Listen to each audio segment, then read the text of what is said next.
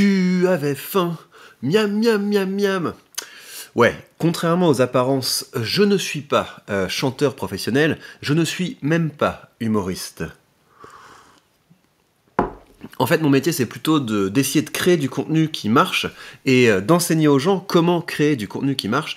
Et a priori, si vous êtes sur cette chaîne, c'est un petit peu ça qui vous intéresse. Et donc, nous sommes tous intéressés par ce sujet-là dont tout le monde parle, mais c'est un sujet qui est assez récurrent, en fait. On en avait déjà pas mal parlé à propos d'une autre IA sur ma chaîne Business. Donc, il y a une nouvelle, il y a un nouveau chat de OpenAI, qui est une boîte, je crois que dans le financement de cette boîte, un peu à l'origine de cette boîte, il y a Elon Musk, et donc il y a pas mal de gens qui disent regarde, il y a ce nouveau chat qui peut disrupter la création de contenu, donc ça m'intéresse, on va regarder ça ensemble. Alors, c'est un sujet qui m'a été suggéré par un membre de mon canal Telegram, donc si vous voulez discuter création de contenu avec moi et plein d'autres trucs, ça se passe sur le canal Telegram, et vous avez le lien dans la description. Alors, on va commencer donc à parler avec cette intelligence artificielle.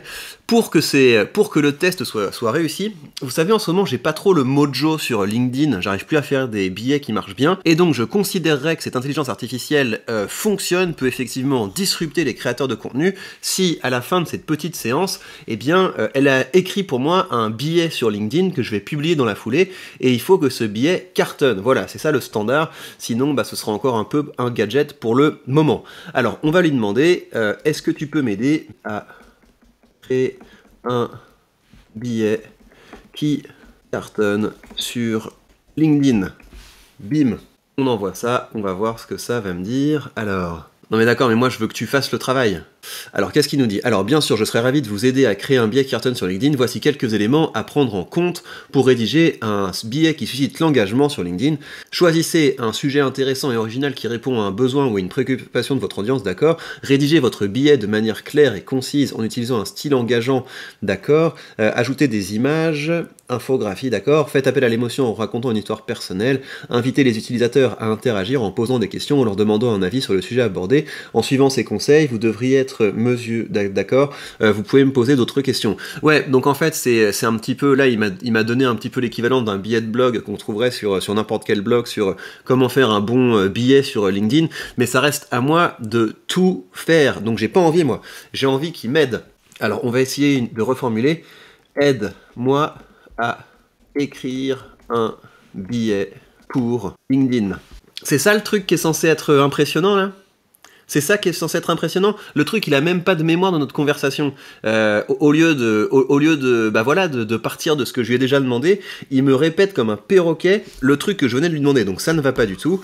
Ça ne va pas du tout. Alors comment est-ce qu'on va pouvoir utiliser ce truc? On va essayer comme ça. Écrivons ensemble un billet pour LinkedIn. Qu'est-ce que c'est que cette connerie? Alors on va reset.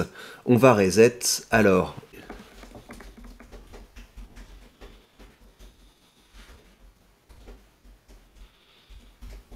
Bien sûr, je peux vous aider à écrire un billet sur LinkedIn. Tout d'abord, pensez à un sujet intéressant qui pourrait intéresser votre audience cible. C'est un peu le même problème, c'est donc il a un script, il a le script 1, tiens regarde, je te donne les 5 trucs pour écrire sur LinkedIn, et ensuite il a ce script où il dit un petit peu la même chose, mais de façon différente.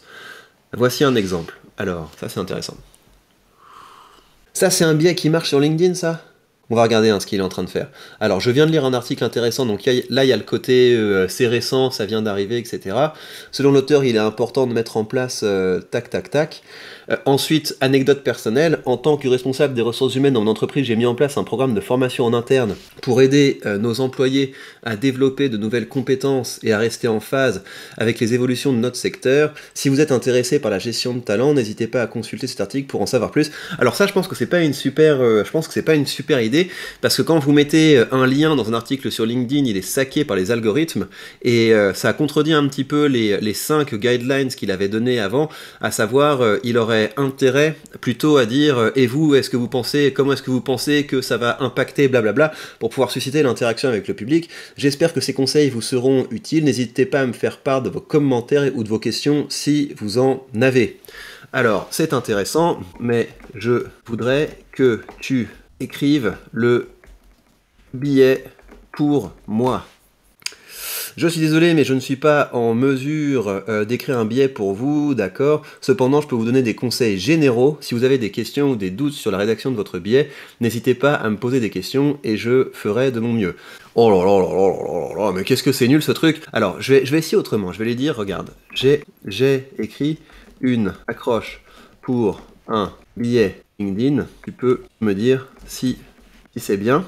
C'est ça, hein, du chat. Non, c'est GPT.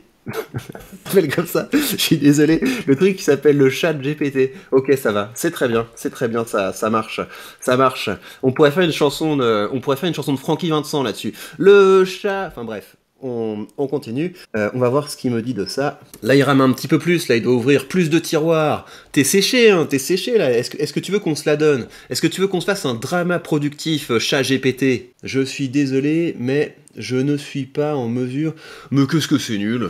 Qu'est-ce que c'est nul? Eh bien, on va changer de format de vidéo. Ce que je vais faire, c'est que je vais, moi, maintenant, publier un billet sur LinkedIn qui retrace l'expérience qu'on vient d'avoir avec cette superbe IA incroyable qui est en train de tout disrupter. Vous pourrez demander l'avis des personnes de votre réseau et... Oh là là là là, ok, d'accord, super, c'est super intéressant. Ok, ben voilà, je vais écrire un billet LinkedIn et puis je reviens. On va voir si ça a marché et je vous dirai les règles que j'ai mises dans ce billet pour essayer de le faire marcher.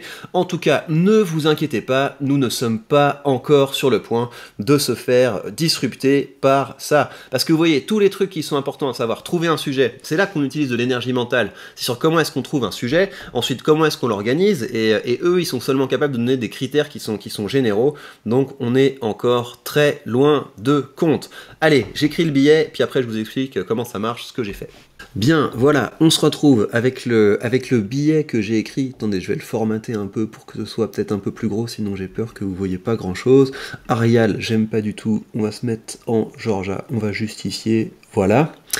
Alors, j'ai écrit ce billet là sur la base de mon expérience. C'est quelque chose, ça m'a pris une dizaine de minutes pour écrire ça. Et ce que je voudrais faire, c'est vous lire un petit peu vous expliquer un petit peu comment j'ai fonctionné. Et l'objectif, ce serait également qu'on réfléchisse ensemble. Et ça, c'est vraiment un travail. Je pense qu'il faut qu'on commence à le faire régulièrement. C'est de se demander quelles sont, au niveau des compétences que j'ai employées pour créer ça, quelles sont les compétences qu'une IA pourrait potentiellement récupérer, et par contre quelles sont les compétences propres aux humains qui me semblent difficiles à reproduire. Voilà, ça va être un petit peu ça l'objectif. Donc c'est vraiment une conversation, hein, une conversation qu'il faut qu'on ait, et c'est vraiment ça l'intérêt pour moi de ces outils qui se développent, c'est qu'on puisse, en comparant nos performances avec ceux qu'on comprend de leurs performances, on puisse se dire, tiens, voilà, on a peut-être intérêt à plus se focaliser là-dessus que là-dessus, parce que ça, on risque vite de se faire, de pas pouvoir être compétitif là-dessus. Alors, donc ce billet, donc je vous disais, ça m'a pris une dizaine de minutes. Après, je vais le poster sur LinkedIn et puis à la fin de la journée, on verra s'il a marché ou pas. J'ai testé l'IA qui va disrupter la création de contenu. En fait, c'est de la daube. Donc ça, c'est hyper simple, mais ça marche encore. Donc le côté j'ai testé, voilà. J'ai testé quoi? Quelque chose qui est dans l'air du temps, parce qu'il y a pas mal de choses qui en parlent. Et puis petit twist, en fait, c'est de la daube, donc avec un ton qui est un petit peu taquin. Alors ça, pour le coup, je pense vraiment que c'est quelque chose qui pourrait être tout à fait disrupté, parce que pour essayer de trouver un sujet qui va être intéressant pour le public, moi je me base sur ce qui est en tendance, mais mes jugements sont tout à fait qualitatifs. Voilà, il va y avoir 2-3 abonnés qui vont me dire tiens, t'as vu passer ça, ça va être intéressant, etc. Ensuite, je regarde quelques vidéos ou quelques contenus qui en parlent, je regarde si c'est en tendance sur Twitter, et ça me permet d'avoir comme ça un sens de si un sujet est dans l'air du temps. Mais évidemment qu'une IA doit être capable d'avoir un jugement beaucoup plus quantitatif, et vu qu'on parle de sujets qui intéressent les gens, je pense que là-dessus, le quantitatif bat le qualitatif. Après, je sais pas, hein, je pense avoir quand même développé un sens comme ça des sujets qui peuvent fonctionner, mais je suppose que face au big data, ce sens de ce qui marche, on est vraiment peu de choses. Mais en tout cas, en attendant, ça vaut la peine de développer cette capacité, parce que tant que c'est encore à nous, si vous voulez, d'écrire les contenus, etc., il faut pas espérer que d'autres fassent le travail à notre place. Vous avez sans doute vu passer son nom, ChatGPT pour cause, je suis désolé c'est drôle, pour cause les journaux où on voyait les gros titres, pourquoi le robot conversationnel d'OpenAI bouleverse autant la Silicon Valley, nous avons testé machin truc pour écrire nos articles grâce à l'intelligence artificielle, le résultat est bluffant, l'IA du chatbot blablabla donne le vertige par ses imitations époustouflantes du langage humain. Et donc là je fais exactement le même truc que ce que je fais dans mes vidéos, c'est, vous avez tous vu passer ça, donc je suis en train de donner du contexte, et là si c'était une vidéo, bah, vous imaginez que je mettrais des séquences de gens qui sont en train de parler du sujet dans les journaux, etc. Voilà, sauf que là j'ai juste allé dans Google Actu, j'ai tapé ChatGPT et j'ai chopé quelques gros titres des journaux, voilà. D'accord, et mon popotin, c'est du vautour. Alors ça, pour le coup, si vous voulez, l'humour incroyable qu'il y a dans cette phrase, je ne pense pas qu'il puisse être disrupté par une IA.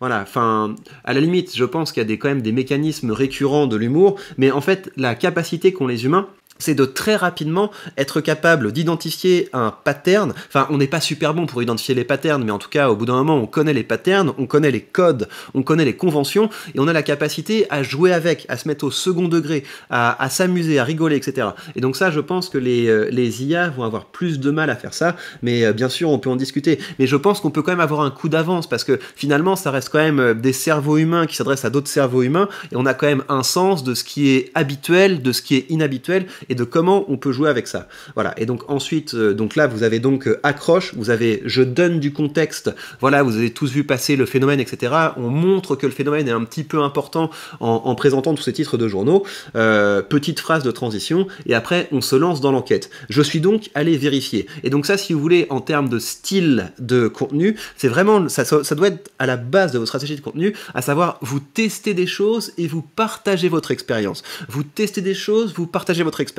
C'est ça, c'est comme ça qu'on fait du contenu intéressant, parce que là c'est du contenu qui est contextuel et c'est du contenu qui tape dans ce qui est dans l'air du temps. Donc ensuite on raconte l'enquête, ça vous l'avez vu. Je suis donc allé vérifier, j'ai d'abord demandé peux-tu m'aider à écrire un billet qui cartonne sur LinkedIn. Je m'attendais au moins à ce que l'IA entre dans un dialogue du genre sur quoi veux-tu écrire, même pas. Il répond avec un billet de blog présentant les mêmes conseils génériques qu'on trouve n'importe où. Choisissez un sujet qui concerne votre public, etc. J'ai insisté, donc là c'est vraiment ce que je vous ai raconté ce que vous avez vu dans la vidéo, donc je vais pas développer. Donc là, je raconte l'expérience, donc on essaie de le faire de façon assez synthétique, et ensuite, on va aller vers la conclusion, donc on a raconté l'expérience, et ensuite, on tire les leçons de cette expérience. Alors ça, pour le coup, je pense que la capacité à organiser une expérience avec, si vous voulez, un schéma narratif, a priori, une IA doit être capable de le faire, parce que, si vous voulez, si une IA commence à digérer un maximum de texte, si une IA digère voilà, tout un tas de textes, tout un tas d'histoires, elle va être capable d'identifier des structures de comment est-ce qu'on raconte une histoire.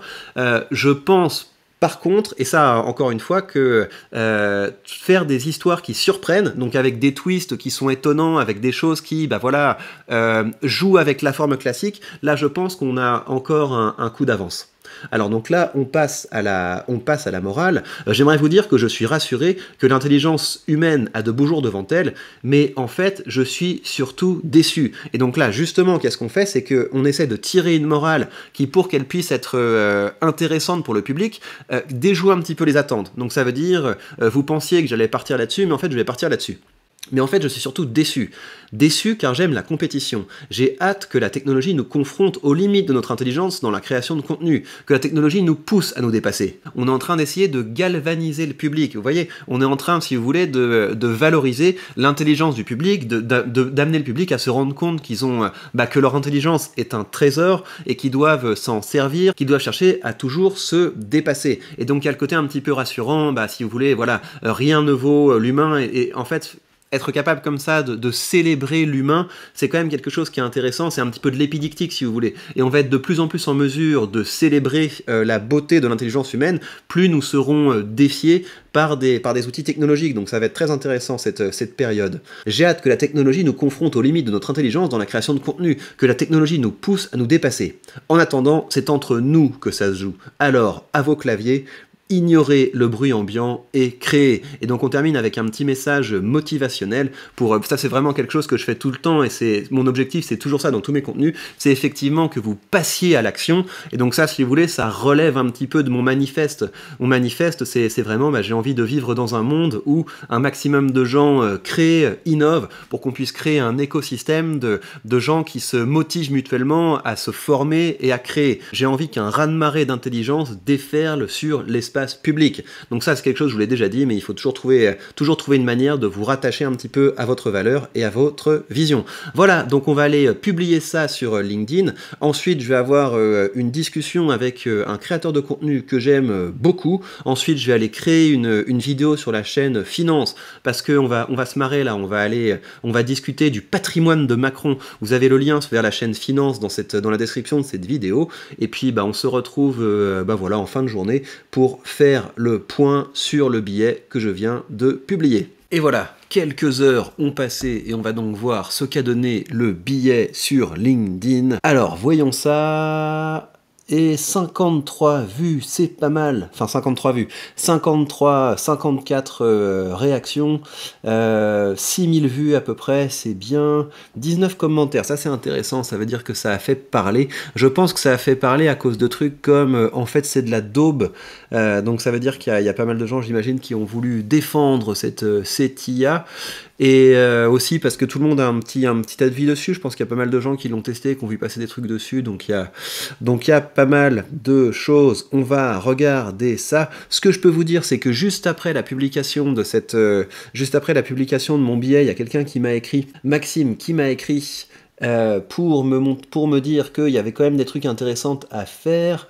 Donc on va regarder ce qu'il me dit. Alors je lui ai demandé invente-moi une histoire. C'est plus bavard, celui dit invente-moi une histoire en lui demandant des détails. Donc qu'est-ce que c'est? Alors invente une histoire sur le magistrat Maximus à l'époque de l'empereur Auguste. Il s'est battu aux côtés de César pendant la guerre des Gaules, puis contre Pompée lors de la guerre civile. Il a été récompensé par des postes juridiques par l'empereur Auguste. Il a lu les auteurs grecs. Et là, effectivement, l'IA a l'air de balancer une histoire. Très bien, voici l'histoire que j'ai inventée sur un magistrat.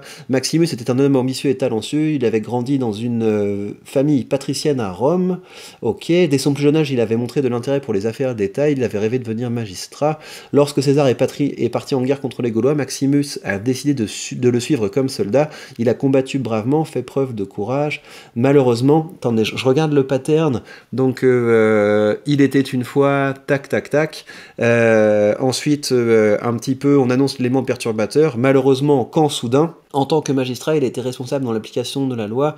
Tac, tac, tac, il a été un grand auteur, il est devenu un homme civilisé le reste de sa vie. D'accord, donc effectivement, il y a un petit peu une trame narrative, mais ça manque de punch, en fait. Il y a pas de... Donc j'imagine que l'IA est capable de générer des structures narratives, parce qu'elle a lu beaucoup de textes, mais c'est assez plat. C'est assez plat parce que, encore une fois, je pense que pour faire des histoires qui sont un petit peu surprenantes, avec des twists un petit peu plus originaux, il faudrait donner plus d'instructions. Et c'est là, encore une fois, je pense que le partage des tâches cognitives, la puissance cognitive, ça vient de nous. Donc ça veut dire que c'est à nous d'être capable de formuler des instructions qui soient suffisamment précises pour que la petite machine soit capable de produire quelque chose qui se tient à peu près. Donc effectivement, ça ressemble à un texte, mais ça n'a aucun intérêt. C'est pas avec ça qu'on capte et qu'on maintient l'attention. Donc il manque toutes les techniques qui font qu'on a un sens de la narration, à savoir comment est-ce qu'on fait des zooms dans l'histoire avec des belles descriptions, comment est-ce qu'on joue avec le rythme, on accélère, on ralentit, on instaure le suspense, il y a tout ça qui manque. Alors, ensuite, on va regarder un petit peu les commentaires. L'IA par conception fait une synthèse du passé, ne peut créer que du conformisme. L'IA n'est dangereuse que pour ceux qui ne créent pas de valeur ajoutée. Je suis assez d'accord avec ça.